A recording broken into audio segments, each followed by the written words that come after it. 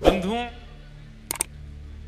जैसे ही ये खबर पतो चली है कि नंद बाबा के लाला भयो है, तो जाके कान में खबर जावे, वो ऐसो आनंद मना रहो, ऐसो उत्सव मना रहो जैसे वही के लाला भयो है का। भागवत जी में वर्णन करते हुए कह रहे हैं कि अनेक ब्रजवासियों ने तो ठाकुर जी देखे ही नहीं है, अभी तक दर्शन ही नहीं किए, फिर भी नाच रहे हैं, फिर भी उत्सव मना रहे हैं, फिर भी उत्साह कर रहे हैं। इतने बाल गोपाल ब्रज में जन्मे हैं, लेकिन ठाकुर जी के जन्म होने पर जो प्रसन्नता, जो आनंद और जो उत्साह है, उसका वर्णन नहीं कर सकते। कथा में अब इतनी संख्या में लोग आते हैं, सबको भागवत जी के समीप आने की अनुमति नहीं हो पाती। उसके पीछे कारण है, आपकी सुरक्षा ही है। अब ये सब हटा दिए जाएं, सबको कर दिया जाए, तो फिर आप तो चाहेंगे कि व्यासपीठ को हम स्पर्श करें, पर कोई के ऊपर चढ़ जाओगे, किसी को लग जाएगी, कोई घटना हो जाएगी। इसलिए थोड़ी व्यवस्था रखते हैं कि सब थोड़े आनंद करें। लेकिन फिर भी पीछे खड़े हुए व्यक्ति भी जब नंद आनंद उत्सव मनाते हैं तो उनको भी सुख मिल रहा है। जिनको बैठने की जगह नहीं मिली, वो बाहर खड़े होकर के सुख ले रहे हैं, छतरी में खड़े होकर के सुख ले रहे हैं। सोचिए, ये सामान्य आज की स्थिति में हम लोगों को इतना सुख मिल रहा है। जिस समय ठाकुर जी प्रकट भय होंगे ब्रजमंडल में, वह समय स्थिति कहा भाई। अवाद्यंत विचित्राणि वादित्राणि महोत्सवे, जो वाद्य बजाने के नहीं होते उनको भी बजा रहे हैं, और ब्रजवासी सब आनंद मना रहे हैं। कोई अपने हाथ में शंख बना करके शंख की ध्वनि निकाल रहा है, कोई अपना मुख फुला करके गाल ही बजा रहा है, कोई किसी के कंधा पे बैठ करके सिर बजा रहा है, कोई को बहुत बड़ा पेट है तो आगे पेट ही बजा रहे हैं, थाली बजा रहे हैं, कांसे बजा रहे हैं, कटोरी बजा रहे हैं, जो हाथ पड़ रहे हो सब बजा रहे हैं और नाच रहे हैं, गा रहे हैं, नंद घर आनंद भयो जय कन्हैया लाल की। अपने हर ब्रजवासी ने अपने घर के बाहर कदली वृक्ष लगाए हैं, केले के वृक्ष। अपने घर के बाहर चौक पुरा रहे हैं, ब्राह्मणों को बुला करके वेद मंत्र ध्वनि अपने घरों में करवा रहे हैं। ब्राह्मण भी पूछ रहे हैं, बोले लाला नंद बाबा के भयो आप काहे को करवा रहे हो? बोले पतो ना, जब ते ये लाला भयो नंद जी को, तब ते वायु में ही आनंद आ गयो है, तब ते सूर्य चंद्र की किरण में ही आनंद आ गयो है। ऐसा लग रहा है कि जादना ते लाला भयो, बस कितनों प्रेम ते रो लें, कितनों नाच लें, कितनों हंस लें, ऐसी स्थिति हो गई है। और सब ब्रजवासी आनंद कर रहे हैं। यशोदा मैया ने कितने दिनों तक तो लाल जी का मुखमंडल नहीं दिखाया किसी को भी। क्यों? मेरे हृदय को लाला है, मेरो नीलमणि है, मैं कोई को काय को दिखाऊं? नंद बाबा ने प्रार्थना करी, अरे यशोदा, ये सब ब्रजवासी खड़े हैं, सब देखवे के काजी आए लाला को। नंद रानी यशोदा लेकर के गई, अटारी पर जाकर के जैसी गोद में लाला लेके आई, ब्रजवासी हल्ला करने लगे, जय जयकार करने लगे, मैया मुखमंडल दिखाई दे। मैया ने मुख नहीं दिखायो, नेक वस्त्र हटाए के लाला के चरण दिखाए। बस चरण देख करके ही ब्रजवासी इतने आनंदित है गए, मैया या लाला के चरण इतने कोमल, इतने सुंदर लग रहे हैं, या को मुखमंडल कितना सुंदर होएगा, नेक दिखाई दे। मैया बोली नजर लग जाएगी, अभी ना दिखाई रही। 6 दिन तक ठाकुर जी का मुख नहीं देखा किसी ने, यशोदा मैया दिखाई नहीं रही है। तब योजना बना करके ठाकुर जी ने पूतना बुलवाई, और पूतना जैसे ही आई तो सबको कथा पता है कि पूतना का जैसे पयोदर पान किया, विशाल हो गई, तो नंद भवन से बाहर अपने आप ठाकुर जी आ गए। और जैसे ही पूतना के पयोधर को पीते हुए ठाकुर जी बाहर पधारे, विशाल पूतना का स्वरूप हो गया। 84 कोस में दूर दूर तक सबने ठाकुर जी के दर्शन कर लिए, सबको लाल जी दिखाई दे गए। ऐसे ठाकुर जी दिखे। बाद ना पहली बार ठाकुर जी निकले हैं। छठ पूजा जिस दिन थी, ठाकुर जी की छठी पूजी गई, उसी दिन ठाकुर जी के दर्शन सबको भये। इसलिए नाथद्वारा में और कई जगह छठ उत्सव और सुंदर मनाते हैं ठाकुर जी का, क्योंकि आज प्रथम दर्शन भये लाल जी के। नाथद्वारा में और हमारे पुष्टि मार्ग के कई स्थानों पर तो छठ उत्सव ठाकुर जी का जन्माष्टमी से एक दिन पहले करते हैं। आज जन्माष्टमी है, मानो कल जन्माष्टमी है, तो आज छठी उत्सव आज करेंगे। उल्टी रीति भाई, जन्माष्टमी के 6 दिन बाद छठी होनी चाहिए, पहले एक दिन कैसे हो जाता है? तब आचार्य चरण कहते हैं, बोले इतनो उत्सव मनो ब्रजमंडल में कि मैया भूल गई लाला की छठी पूजनो। जब जन्माष्टमी दोबारा आई तब कोई वयोवृद्ध ने आके बताई, मैया कल लाला 1 वर्ष को है जाएगो। अरे कल तो अष्टमी है। बोले हाँ, लेकिन मैया तुमने लाला की छठी तो पूजी नहीं। तो मैया बोली अब क्या करूं? बोले तो आज पूज लो, कल लाला 1 वर्ष को होएगो, आज पूजो। वाह प्रणाली सो आज तक पुष्टि मार्ग में कई स्थानों पर एक दिन पहले छठी पूजा लाला की। अनेक भाव है, लेकिन हमारे व्रज को एक बहुत सुंदर भाव है। कहा वृषभानु बाबा और नंद बाबा ये दोनों बचपन के सखा हैं, बाल सखा हैं, किशोरी जी के पिताजी और लाल जी के पिताजी। और ये दोनों जमुना जी स्नान करवे जामे और एक दूसरे के हाथ पकड़ करके जमुना जी में गोते लगामे और हर गोता में कहें हमारो तुम्हारो प्रेम बनो रहे, हमारे परिवार को प्रेम बनो रहे। नंद बाबा कहें तुम्हारो बरसानो खूब आनंद करे, वृषभानु बाबा कहें तुम्हारो नंदगाम गोकुल खूब आनंद करे। अंत में गोता लगा के कहें अगर हम में तो एक के लाला और एक के लाली है जाएगी तो या मित्रता को हम संबंध में परिवर्तित कर देंगे और एक दूसरे के समधी बन जाएंगे। ये बात कहती भानु बाबा के नेत्र सजल है जाते। बोले मेरी तो एक ही इच्छा है। बोले का लाला आपको हो, लाली मेरी होए। मुझे तो लाली को पिता बननो है। बंधुओं, ये वृषभानु जी कौन है पता है आपको? सूर्य।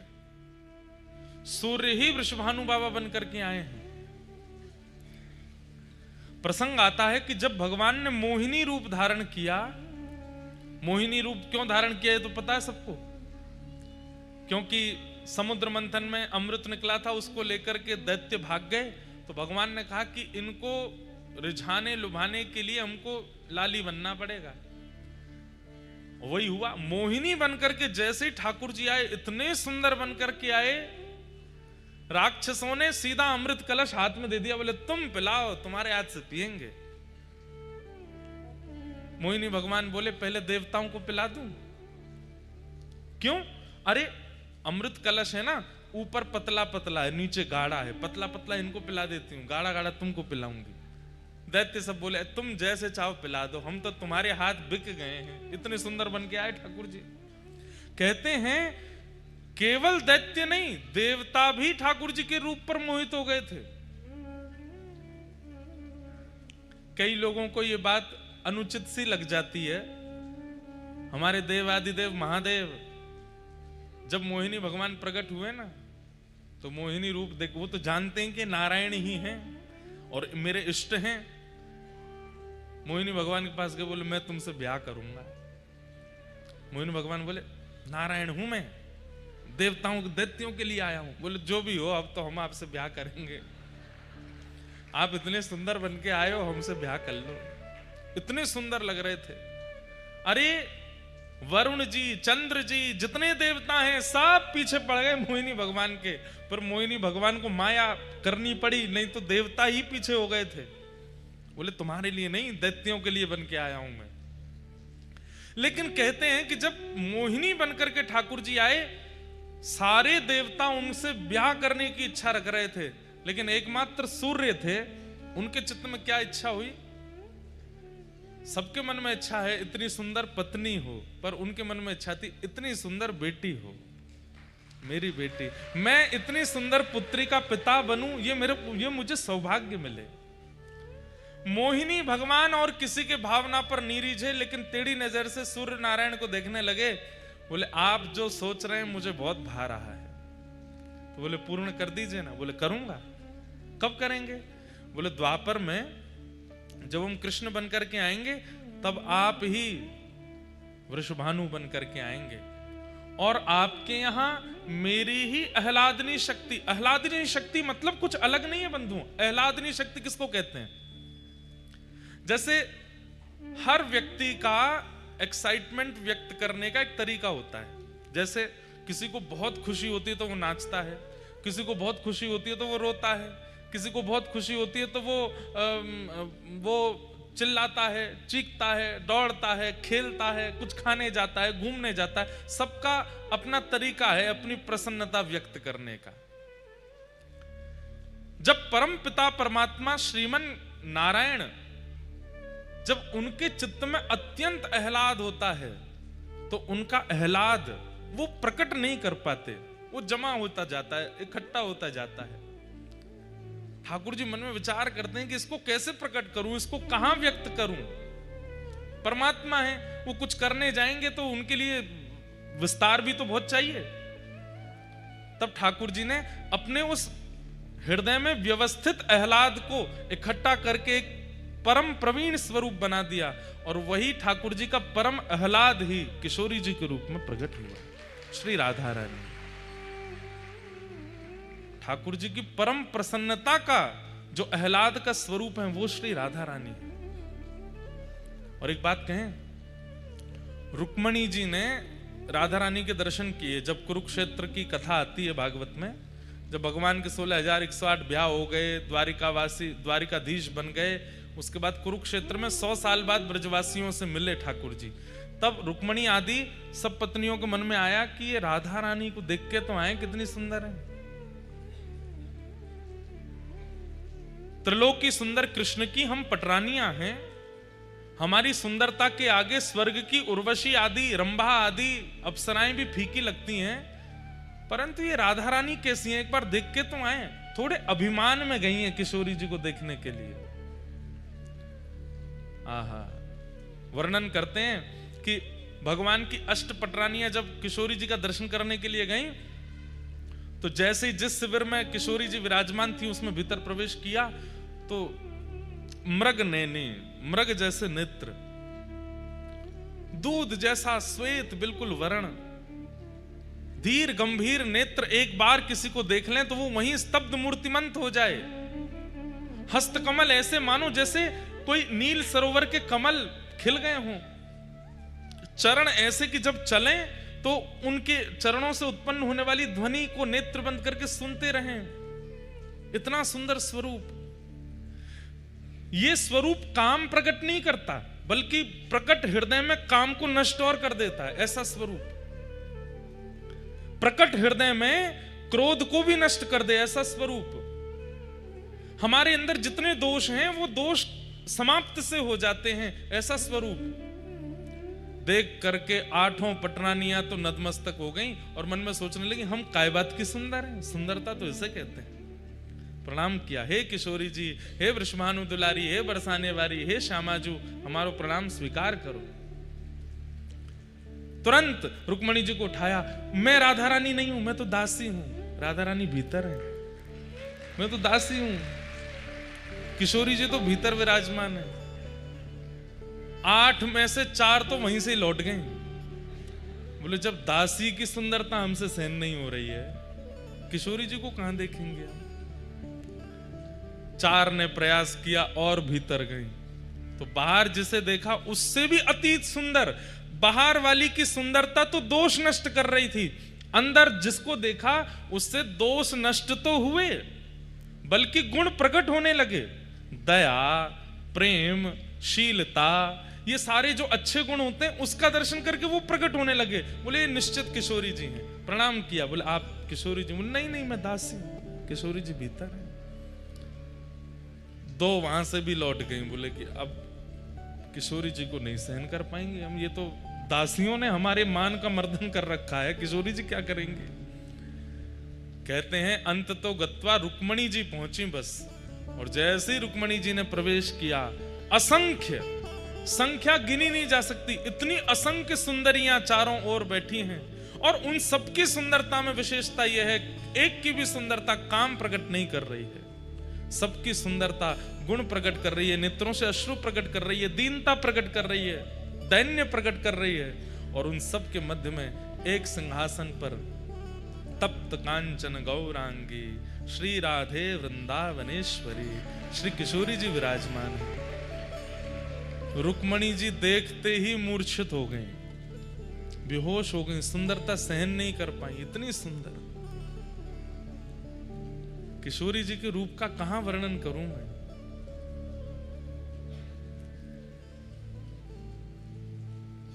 तुरंत किशोरी जी ने जाकर के रुक्मणी जी को संभाला।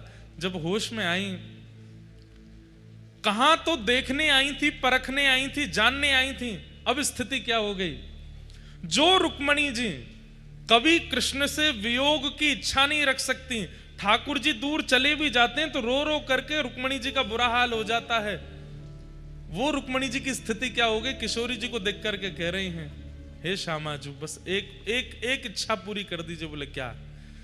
बहुत वर्षों तक द्वारिकाधीश की सेवा करी, अब आप अपनी सेवा में मुझे भी दासी बना लें और अपने साथ बरसाने ले चलो, हम द्वारिका को प्रणाम करके आपकी शरण में बरसाने चलें। तब किशोरी जी ने हृदय से लगाया, नहीं, हमारे प्राण आपके पास हैं, उनकी सेवा आपको करनी है, और जब समय होगा तो हम आपको स्मरण कर लेंगे। जब बाहर रुक्मणी जी निकल करके आई तो कहते हैं 2 दिन तक तो मौन ही रही, बोली ही नहीं, बस नेत्रों से अश्रुपात और ध्यान में बैठी हैं किशोरी जी के। इतना सुंदर स्वरूप। तब जैसे तैसे सब जो दर्शन नहीं कर पाई थी उन्होंने पूछा, बताइए तो सही उनका रूप कैसा है। तो रुक्मणी जी वर्णन करती हैं, जब श्याम सुंदर स्वधर्मा सभा करते हैं और जब रात्रि में हरे थके हारे जब लौट करके कक्ष में आते हैं, अपने मुकुट को उतार के धर देते हैं, अपने घुंघराले केशों को जब खोल लेते हैं, अपने सुबह के भारी वस्त्रों को हटा करके रात्रि के कोमल और हल्के वस्त्र धारण कर लेते हैं, और अत्यंत थकान में जब आराम से अपनी शयन शैया पर श्री कृष्ण लेट जाते हैं, उस समय के श्री कृष्ण, उनका वर्ण यदि गोरा कर दिया जाए तो ऐसा लगेगा किशोरी जी सो रही हैं। एक से हैं दोनों, बिल्कुल कोई अंतर नहीं है। बस श्याम सुंदर गौर सुंदर हैं, वही श्री राधा रानी है, कोई अंतर नहीं। हमारी किशोरी जी इसलिए घूंघट में रहती हैं वृंदावन में। राधा रमण लाल बगल में घूंघट में किशोरी जी, बिहारी जी बगल में घूंघट में किशोरी जी, राधा वल्लभ जी बगल में घूंघट में किशोरी जी। क्यों? बोले इनकी सुंदरता ऐसी है कि भैया तुम लाला की सुंदरता देख के तो मरे जा रहे हो, किशोरी जी ने घूंघट उठा लियो तो कहा करोगे।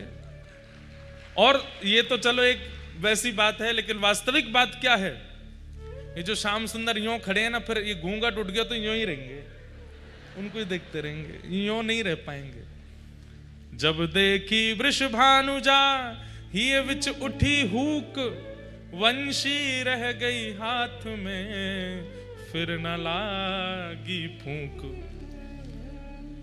ये वंशी तब तक बजती है जब तक किशोरी जी नहीं आई। जैसे ही किशोरी जी दिख जाती हैं, ठाकुर जी वंशी नीचे, किशोरी जी कहें आप मेरे सामने क्यों ना बजाओ।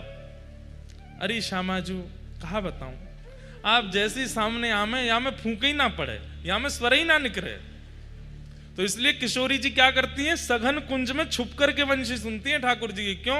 वो जैसे ही आती है वंशी बंद हो जाती है। बड़ी लीलाएं भैया, ब्रज की अंतरंग लीलाएं, उनका कहां तक वर्णन करें, एक से एक अद्भुत लीला।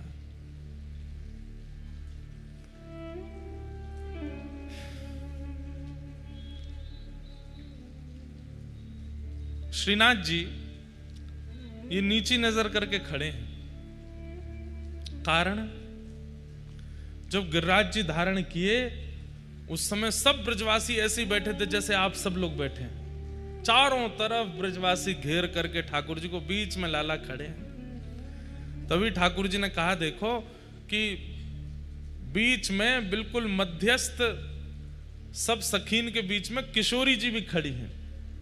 ठाकुर जी बोले जय बढ़िया है, लाडली जी सामने खड़ी हैं, इनके रूप लावण्य को दर्शन करूं।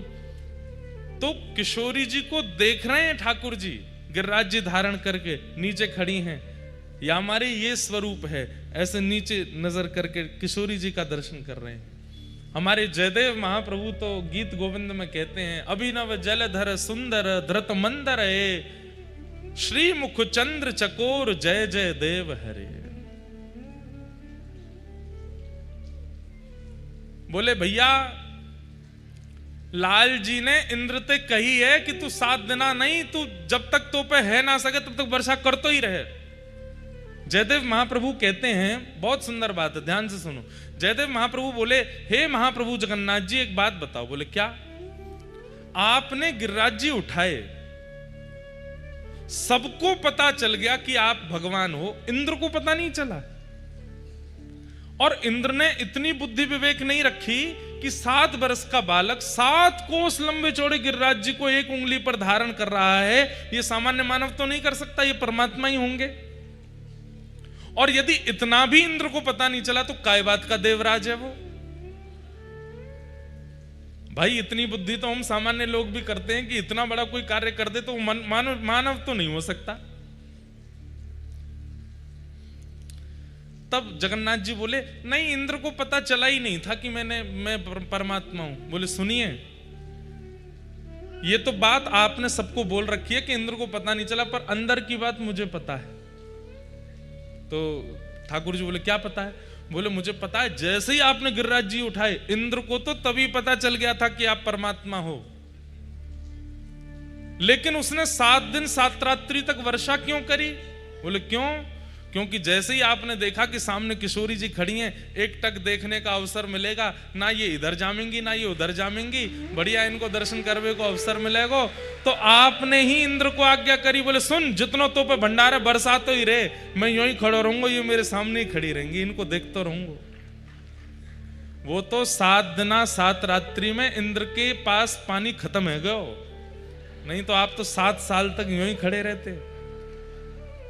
तब जगन्नाथ महाप्रभु के नेत्र सजल हो गए और उन्होंने गीत गोविंद को, जो ये पद है, इसको प्रमाणित कर दिया। बोले जो भी गाएगा इसको मैं उसको प्राप्त होऊंगा। क्यों? क्योंकि मेरे अंतरंग भेद को जयदेव महाप्रभु जानते हैं।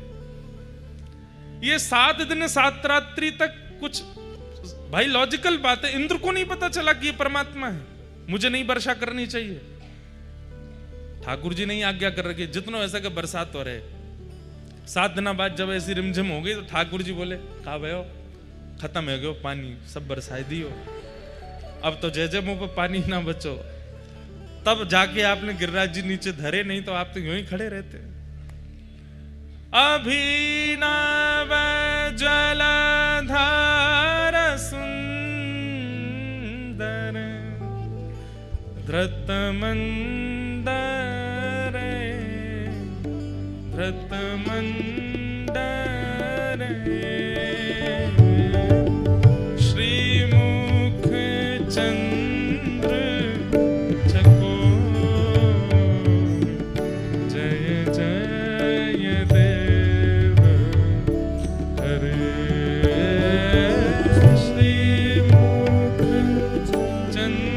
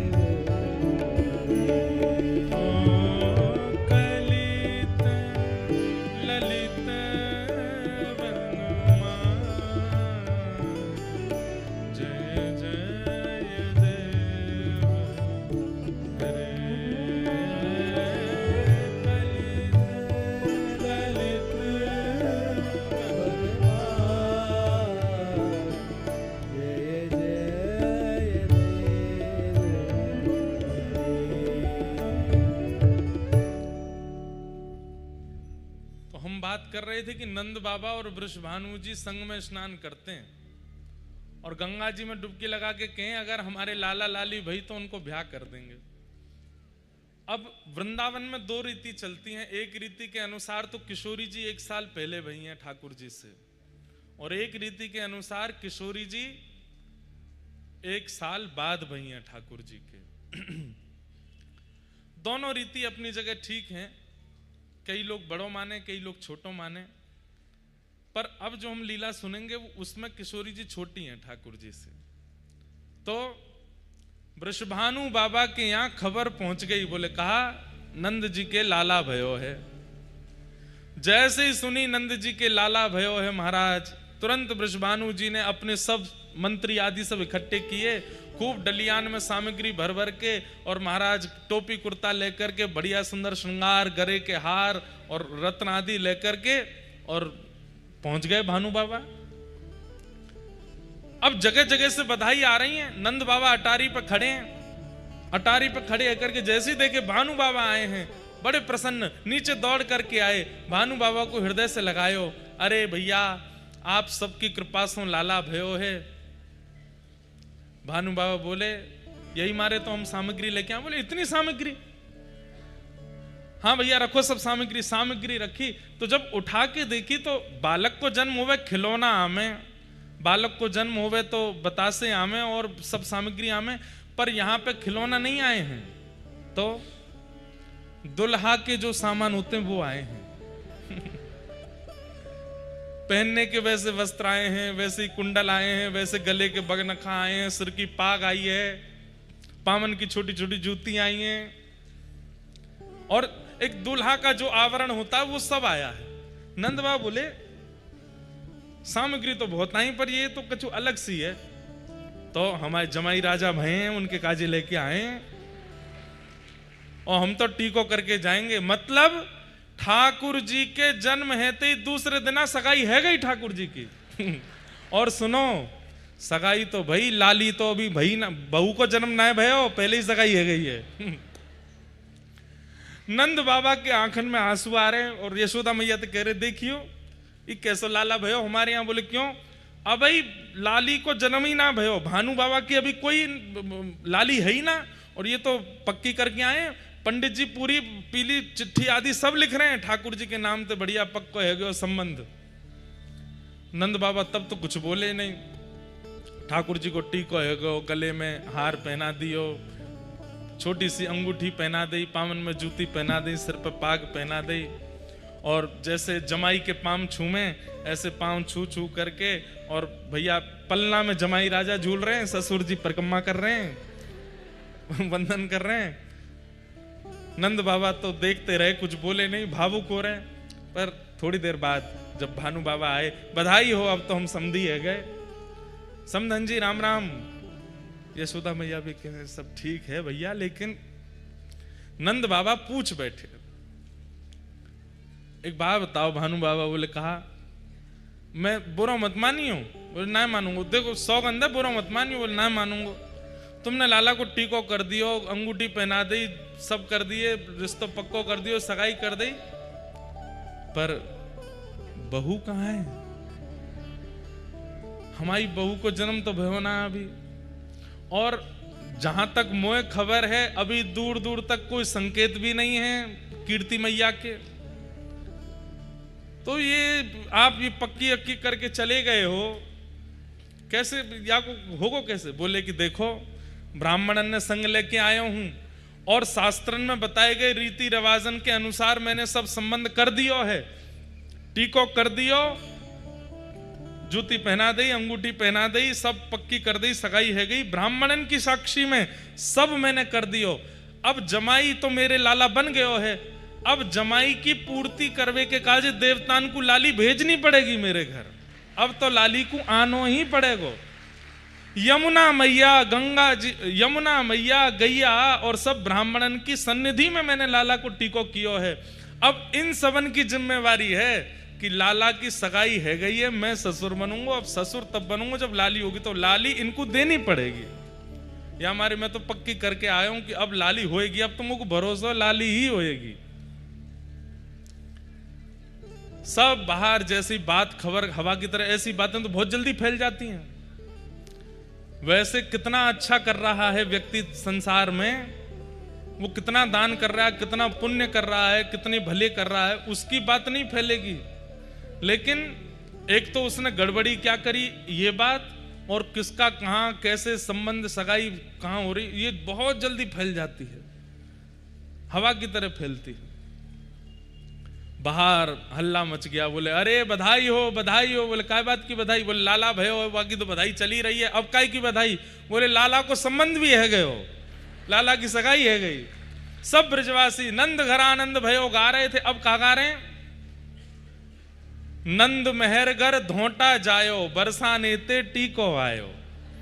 नंद मेहर के यहाँ पे लाला भयो, और भैया बरसाने ते टीको आ गयो, बधाई हो, सबन को बधाई है लगी, लाला की सगाई है गई।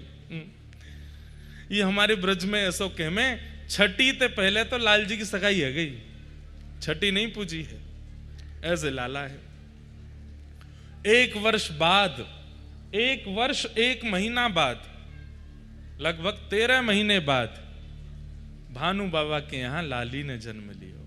श्री किशोरी जी को जन्म भयो, श्री राधा रानी को जन्म भयो। आहा,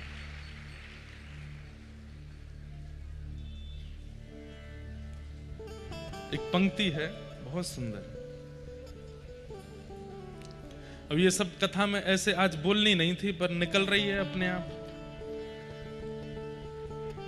माहौल अब चिंता करके बैठ जाएं कि भाई क्या हो गया, पानी भर गया, तो सब अब तो कथा हो रही है, तो उसमें बढ़िया प्रेम से आनंद ही ले लें, जैसी स्थिति है वही को आनंद ले लें।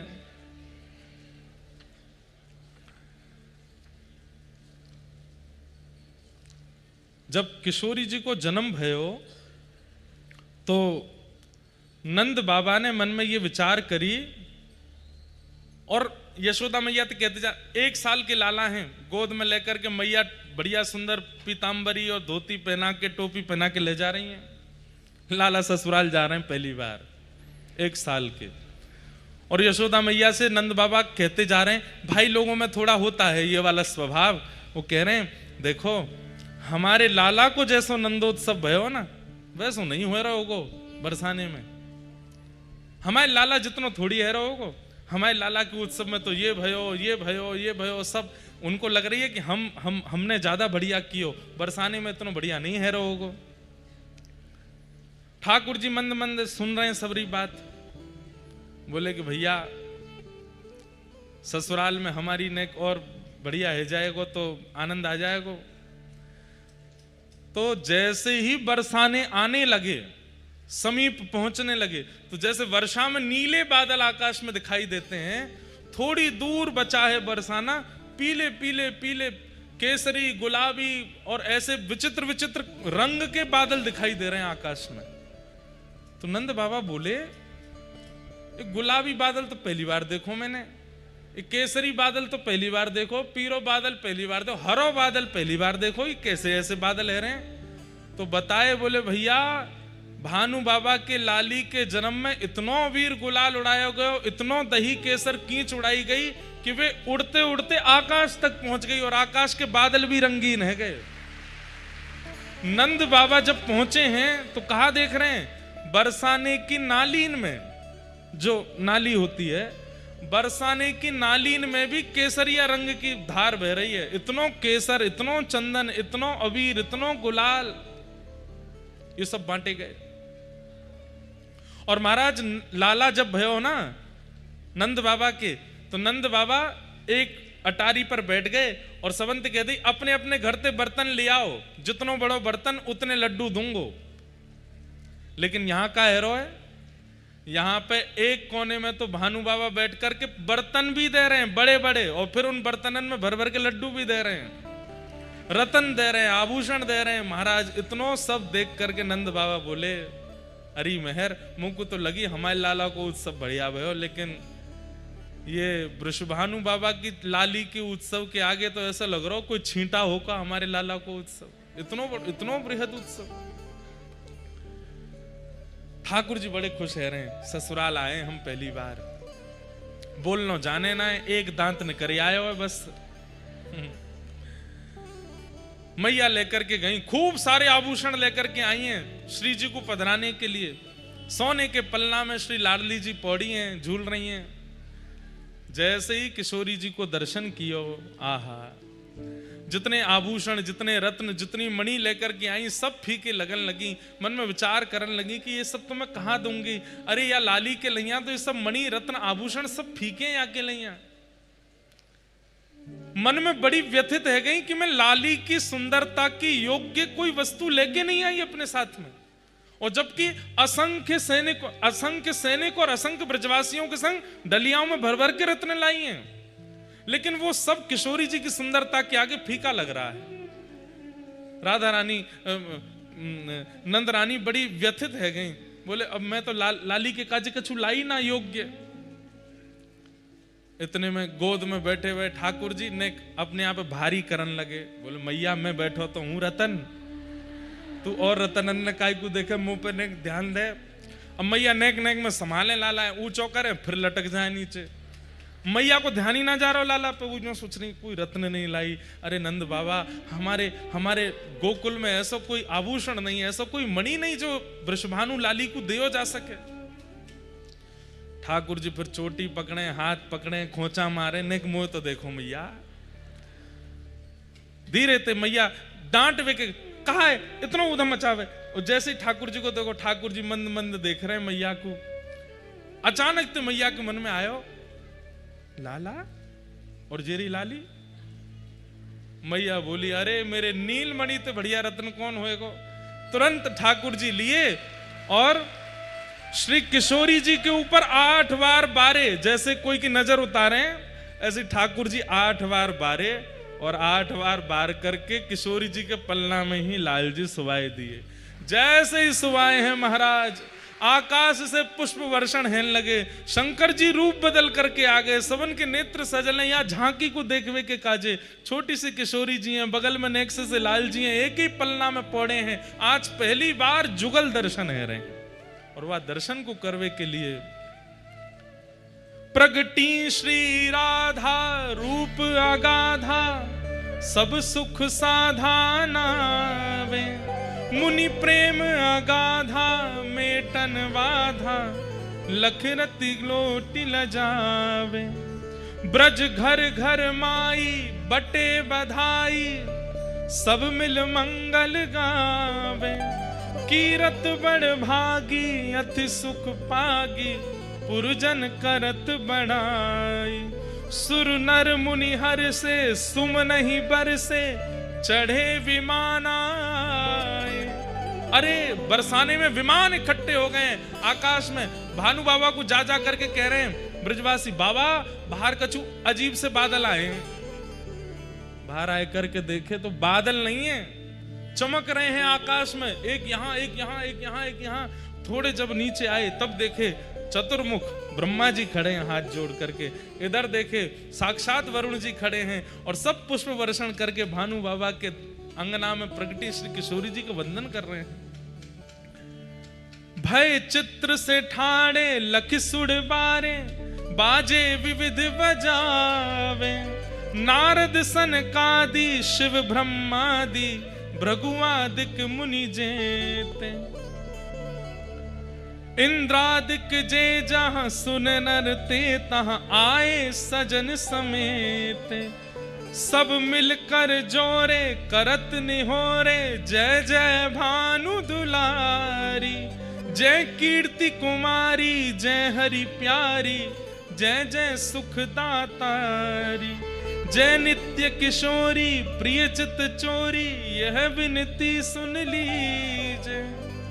सब देवता किशोरी जी से क्या मांग रहे हैं? कितना सुंदर बात, क्या मांग रहे हैं? ब्रजवास ही दीजे, ब्रज रज दीजे, चरण शरण रख लीजे, चरण शरण रख लीजे।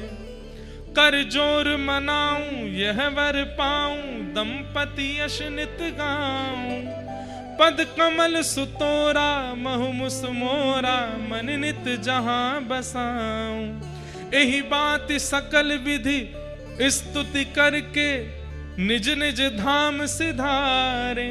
नंदादिक आए अति हर्षाए, सब मिल कंठ लगाए।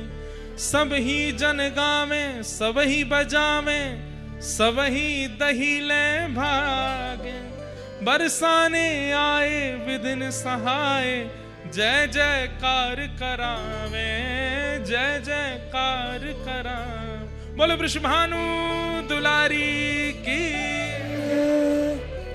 ऐसी रूखी जय बोली आपने। बोलो वृषभानु दुलारी की। बोलो वृषभानु के जमाई की। जय जय श्री राम। ये सब कथाएं प्रकट रूप से नहीं कही जाती, सब जगह कहीं कहीं भाव हो जाता है, मन हो जाता है, तो इनको प्रकट किया जाता है। आज पता नहीं क्यों ऐसा लगा कि किशोरी जी का प्रादुर्भाव थोड़ा कह दें। ऐसी हमारी भानु दुलारी। अब आप लोग तो इतनी अव्यवस्था में भी इतने भाव से बैठे हो, हमारे तो मन हो रहा हम क्या क्या सुना दें आपको। हो व्रज में रतन राधिका गोरी, व्रज में रतन, व्रज में रतन राधिका गोरी, व्रज में रतन राधिका गोरी, राधिका गोरी, राधिका गोरी।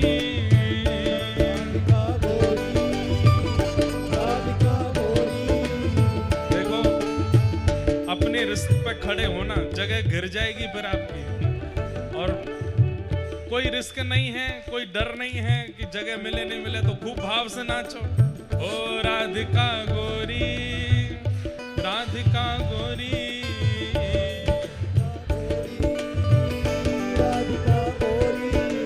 ओ राधिका गोरी, राधिका भोरी, राधिका गोरी, राधिका भोरी।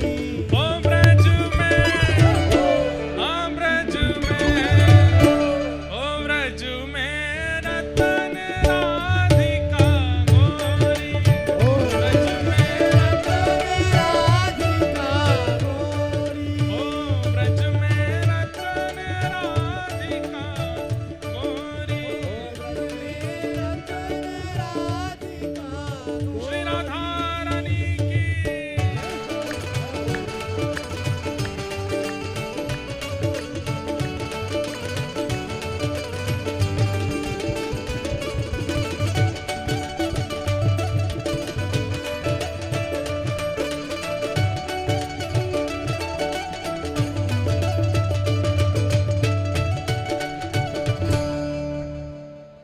बोलो वृषभानु दुलारी की जय। हरलीनी वृषभानु भवन ते, हरलीनी वृषभानु भवन ते, नंद सुवन की जोड़ी, नंद सुवन की जोड़ी। हो ब्रज में रतन राधिका गोरी, ब्रज में रतन राधिका गोरी। ऐसे हमारे ब्रज में कुछ लीलाएं किशोरी जी के प्राकट्य की सुनाते हैं। लाल जी 6 दिन के जैसे ही भये तो पूतना नाम की राक्षसी आई, रूप बदल करके सुंदर बन करके आई। सबको लगा कि रूप लावण्य और वस्त्र इतने सुंदर हैं तो निश्चित है कि श्रेष्ठ ही होगी, परंतु यही गलती हम लोगों से हो जाती है कि हम कई बार रूप की प्रधानता और वस्त्रों की प्रधानता से व्यक्ति का आकलन श्रेष्ठ कर लेते हैं। जरूरी नहीं है कि सुंदरता और सुंदर वस्त्र ही व्यक्ति की श्रेष्ठता बनाते हैं। सबसे विशेष उसके स्वभाव का सुंदर होना आवश्यक है। कोई व्यक्ति अगर रूप से बहुत सुंदर है तो वो बहुत लंबे समय तक अच्छा नहीं लगता। अगर उसके अति सामीप्य में रहने लगो, कुछ दिन बाद उसमें दोष गुण दिखने लग जाएंगे। लेकिन किसी व्यक्ति का स्वभाव यदि सुंदर है, भले रूप से सुंदर नहीं है, उसके साथ लंबे समय तक रहा जा सकता है। इसलिए रूप की सुंदरता हो अच्छा है, पर स्वभाव भी मधुर हो। अब पूतना बाह्य रूप और बाह्य वस्त्र तो ऐसे पहन के आई कि किसी ने उसको रोका ही नहीं, सब उसको जाने दे रहे थे, जाओ जाओ जाओ, भीतर जाओ, बैठ जाओ। लेकिन जब यशोदा मैया के पास जाकर के ठाकुर जी को गोद में लिया, कहते हैं कि सब रूप पूतना के मुखमंडल को देख करके रीझ गए, लेकिन ठाकुर जी नहीं रीझे। ठाकुर जी ने अपने दोनों नेत्रों पर हाथ रख लिए, नहीं देखा। क्यों? कई कारण हैं। पहला कारण कि पूतना वास्तविकता छुपा करके आई, और वो ठाकुर जी को बिल्कुल प्रिय नहीं है जो अपनी वास्तविकता छुपाते हैं। वास्तविकता छुपाने का अभिप्राय मतलब सामान्य बातों में, अब ऐसे तो चोर भी अपनी वास्तविकता छुपाते हैं, डाकू भी अपनी वास्तविकता छुपाते हैं,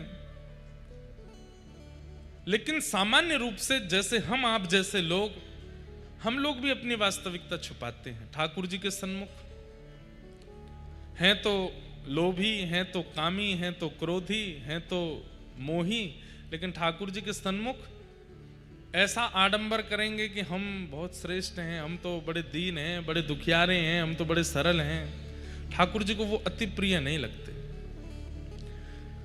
ठाकुर जी कहते हैं दिखावा और अपनी वास्तविकता छुपाने वाले लोग मुझे प्रिय नहीं। जैसे पूतना, भैया ठाकुर जी वैद्य हैं, और वैद्य के सामने अपने बीमारी स्वीकार की जाती है, बताई जाती है। अब जैसी भी बीमारी जो भी है बता दो, वैद्य तभी तो इलाज करेगा। ठाकुर जी वैद्य हैं, उनके सामने जाकर के सब स्वीकार करो कि नाथ हम तो ऐसे हैं, हमारे अंदर ये अवगुण हैं, हम तो इस प्रकार के हैं। सूरदास जी कहते हैं, कौन कुटिल खल कामी मौसम, कौन कुटिल खल कामी, जो तन दियो ताहि बिसरायो, जो तन दियो ताहि बिसरायो। स्वीकार करते हैं सूरदास कि मैं श्रेष्ठ नहीं हूं, जबकि सूरदास कौन है ये सब जानते हैं, उनसे ज्यादा श्रेष्ठ कौन हो सकता है। लेकिन वो ठाकुर जी से कह रहे हैं मैं कुटिल हूं, मैं कामी हूं, मैं ऐसा हूं। वास्तविकता में अपने अवगुणों को स्वीकार करें ठाकुर जी का कि नाथ हम ऐसे हैं, आप कृपा करो, छुपाओ नहीं, छुपाव नहीं। पूतना रूप बदल करके आई, पहला कारण, इसलिए भगवान ने उसको नहीं देखा। दूसरा कारण, रूप बदल करके आई तो आई, यहां गोकुल में आकर के मेरा उत्सव कर रहे, मेरे भजन साधन में लगे हुए जीवों को अपनी ओर आकृष्ट कर लिया, इसलिए ठाकुर जी ने नहीं देखा। कथा चल रही है, यहां पर सब लोग ध्यान से कथा सुन रहे हैं, लेकिन आपकी कोई ऐसा विषय, कोई ऐसी वार्ता या कोई ऐसा काम वो आपको खींचता है, बार बार कह रहा है चलो वो काम ज्यादा जरूरी है, वो करना है, वो वही पूतना है जो ठाकुर जी से विलग करे, जो ठाकुर जी से दूर करे। कथा हर साल तो होती नहीं, हमेशा तो होती नहीं। अब आए हैं कोटा, अब कब आना हो, 2-3 साल, 4 साल, 5 साल, कब आना हो, ये तो आवश्यक है ना। कोई कुछ बोलो का हैं? क्या कह रहे हो? 6 महीना में? वाह, ऐसा प्रेम किया 6 महीना को दूर कर देगो मोए। कहना तो यूं चाहिए महाराज जी जाओ ही मत। कोई बात ना, अभी धीरे धीरे कथा सुनते सुनते प्रेम आ जाएगा। अपनी एक विषय की बात कि ठीक है, हमेशा कथा थोड़ी होती है। अब इस समय कथा में आप बैठे हैं और किसी कारणवश मन आपका विचलित होता है कि वहां क्या हो रहा होगा, वो करने जाना है, वो यही ठाकुर जी के संबंध में जो विक्षेप है वही पूतना है। भगवान ने इसलिए पूतना को नहीं देखा। और प्रयास करिए कि पूतना बनिए भी मत। कोई और कथा सुन रहा है, भजन करे, भक्ति करे, कथा सुने, परिक्रमा करे, तो उसमें विक्षेप बनो भी मत।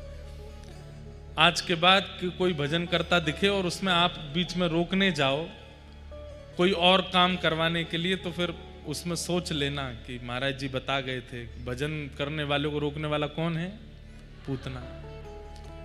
अच्छा, ये बात एक जगह में कहीं कथा में कह रहा था, वहां में बड़ा फंसा। एक बालक, उसको पढ़ने से बिल्कुल मन नहीं लगता था, और उसने ये बात सुन ली कथा में, वो दूसरे दिन से ही लग गया ठाकुर जी की सेवा में। अब माता जी उसको कहें पढ़ ले पेपर आ रहे, पूतना बन रही हो आप? महाराज जी ने बोला था कथा में, महाराज जी कथा में बोल के गए थे, जो भजन उसकी माता जी लेके आई, तो बोले महाराज जी मैं, अब इतनी भीड़ थी मैं तो मिल ही नहीं पा रहा था, तो मैंने उनको कहा लिख के दो, लिख के। उन्होंने पूरा पत्र लिख के दिया, बोले आपने ऐसी कथा सुनाई है, ये इसने पढ़ना लिखना सब बंद कर दिया है, मैं इसको पढ़ने के लिए उठाने जाती हूँ तो मुझे पूतना बोलता है। तो उस कंडीशन के लिए अप्लाई नहीं होती है बात। स्वाध्याय तो भजन है। श्रीमद् भागवत में 5 यज्ञ बताए गए हैं, उसमें एक यज्ञ स्वाध्याय यज्ञ है। अगर कोई व्यक्ति नाम जप कम करे, अगर कोई व्यक्ति परिक्रमा भी ना कर पाए, एकादशी व्रत भी ना करे, लेकिन अपना स्वाध्याय निपुण रूप से करता है, ठाकुर जी कहते हैं मैं स्वाध्याय करने वाले को भी मिल जाता हूं, अगर वो स्वाध्याय कोई भजन मार करके करने लगे तो उस स्थिति में नहीं। बहुत सारी स्थितियां हैं वहां पर कथा और भगवत संबंधी कार्यों को किसी अन्य चीज की वजह से अगर आप छोड़ते हो तो वो वस्तु पूतना है। तो इसलिए भगवान ने पूतना को नहीं देखा कि भाई तू आते ही सारे गोकुलवासी तने अपनी तरफ आकर्षित कर लिए। और तीसरा कारण, भगवान ने पूतना को क्यों नहीं देखा?